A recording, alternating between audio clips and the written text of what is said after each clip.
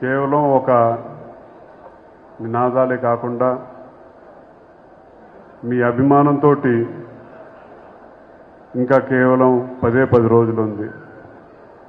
మన ప్రాంతాన్ని మనం కాపాడుకుందామా లేదా అని చెప్పనేది మన చేతుల్లో ఉంది.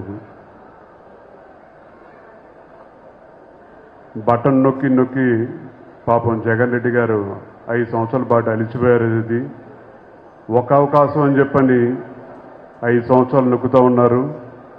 మనందరికీ 13వ తారీఖున అవకాశం వస్తుంది. మనమందరం బటన్ నొక్కి ఈ బటన్ రెడ్డి గారిని వెనక్కి పంపించేద్దామని చెప్పని కూడా మిమ్మల్ని అందరినీ కోరుకుంటా ఉన్నాను.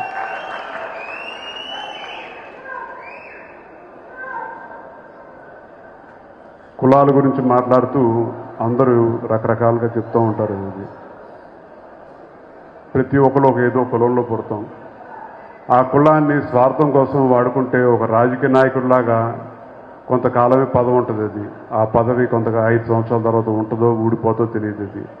కానీ కుల బలాన్ని ప్రజల కోసం నుంచోబెట్టి ప్రజల తరపున పోరాడే వ్యక్తిని ప్రజానాయకుడు గుర్తిస్తారు. అలాంటి ప్రజానాయకుడు కీర్తిశేషులు వంగవీటి రంగా గారని చెప్పని కూడా సగర్వంగా చెప్పుకుంటా ఉన్నారు. ఇవాళ అన్ని విద్వేషాలు అన్నీ పక్కన పెట్టి కలిసికట్టుగా పోరాడాలని చెప్పని ఇవాళ తెలుగుదేశం పార్టీ అభ్యర్థులు ప్రకటించినా సరే, జనసేన సీట్లు తక్కువ తీసుకున్నా సరే, పవన్ కళ్యాణ్ గారు పిలిపించారని చెప్పంటే ఈ ఎన్నికల వేళ జగన్ రెడ్డి గారు సిద్ధమని చెప్పంటే జన సైనికులు ఎప్పుడైనా సరే సై అని చెప్పంటూ దూసుకెళ్ళిపోవటానికి రెడీగా ఉన్నారు. కాబట్టి ఈ ప్రాంతానికి తప్పకుండా మన కూటమి అభ్యర్థులు గెలిపించుకునే బాధ్యత మనందరం తీసుకుందామని చెప్పని కూడా మిమ్మల్ని అందరూ కోరుకుంటా ఉన్నాం. ఈ ప్రాంతానికి గుంటూరు పార్లమెంటు ప్రాంతానికి ఒక విశిష్టత ఉంది. ఇంతకుముందు మీ పార్లమెంట్ సభ్యులు జయదేవ్ గారు ఈ ప్రాంత సమస్యల మీద ఎన్నోసార్లు ఆయన గలం విప్పారు పార్లమెంట్లో. అలాగే ఒక మంచి నాయకుడు, ఒక మంచి మనిషి కింద మన ముందుకు వస్తున్న చంద్రశేఖర్ గారిని ఆయన వ్యక్తిగతంగా స్వార్థం చూసుకోవాల్సిన వాళ్ళ అవసరం ఏమీ లేదు. ఈ ప్రాంత సమస్యలు ఎప్పటి నుంచో ఉన్నాయి. అలాగే ఈ ప్రాంతంలో రాజధాని అనేది సగంలో ఆగిపోయింది. ఆ ప్రాంతాన్ని మొత్తం అంతా అభివృద్ధి చేయాలని చెప్పని ఒక సంకల్పంతో ముందుకొచ్చారు. కాబట్టి మనందరం కలిసికట్టుగా ఆయనకు మద్దతు తెలియజేయాలని చెప్పని కూడా మిమ్మల్ని అందరినీ కోరుకుంటా ఉన్నాం.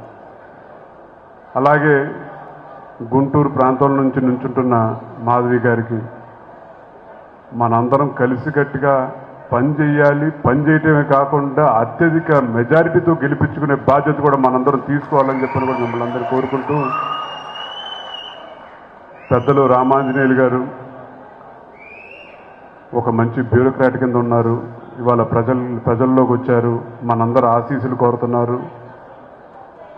తప్పకుండా మనందరి మద్దతు ఆయనకు కూడా తెలియజేయాలి.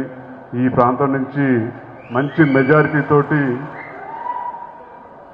ఈ ప్రాంతం నుంచి ఒక గెలిపే కాదు, మెజారిటీ ఎందుకు ముఖ్యమని చెప్పంటే 3 రాజధానులు కాదు, ఒకటే రాజధాని, ఇది అమరావతి అని చెప్పని తెలియజేయాల్సిన, మనం ఇచ్చే మెజారిటీ తోటి తెలియజేయాల్సిన, రాష్ట్రం ప్రజలు తెలియాల్సిన అవసరం కూడా ఉందని చెప్పని కూడా కోరుకుంటూ, మాకు అప్పచెప్పిన బాధ్యతలు, మాకిచ్చిన స్ఫూర్తి మా నాయకుడు కీర్తిశేషులు వంగవీటి రంగా గారు ఒకే పిలుపు ఇచ్చారు. అది చేయి కలుపు, చేయి జారదు గెలుపు అనేది. ఆ పిలుపుతోటి, స్ఫూర్తితోటి, మీ అందరి ఆశీస్సులతోటి తప్పకుండా రాబోయే రోజుల్లో 10 రోజుల పాటు మీరందరూ అండగా నుంచోండి. తర్వాత 5 సంవత్సరాల పాటు మనకు గెలిపించుకునే అభ్యర్థులు మనతో పాటు కలిసికట్టుగా నడుస్తారు. మన ప్రతి సమస్య కూడా తీరుస్తారని చెప్పని కూడా మీ అందరికీ మనవి చేస్తూ, ఇవాళ మనందరం ఏదో గెలిచిపోతున్నాం, అశ్రద్ధ అనే ఉద్దేశం. ఇది కష్టపడదాం. ఈ 10 రోజుల పాటు మన అభ్యర్థిని గెలిపించుకుందామని చెప్పని కూడా కోరుకుంటూ, మీరు చూపించే అభిమానం తప్పకుండా 13వ తారీఖున ఓటు రూపేణ కూడా ఉండాలని చెప్పని కోరుకుంటూ, మరొకసారి మా నాయకులు కీర్తిశేషులు రంగా గారికి జోహార్ తెలియజేసుకుంటూ సెలవు తీసుకుంటా ఉన్నాం. జోహార్ B M Ranga. Thank you Radhababu garu. మళ్ళీ మీ ద్వారా వారసుడు స్వర్గీయ రంగా గారు మరలా పుట్టాలి, మా అందరి కోసం రావాలని ఈ సభాముఖంగా ఆ దేవుణ్ణి ప్రార్థించుకుంటూ, అలాగే ఇప్పుడు ఇక్కడ ఈ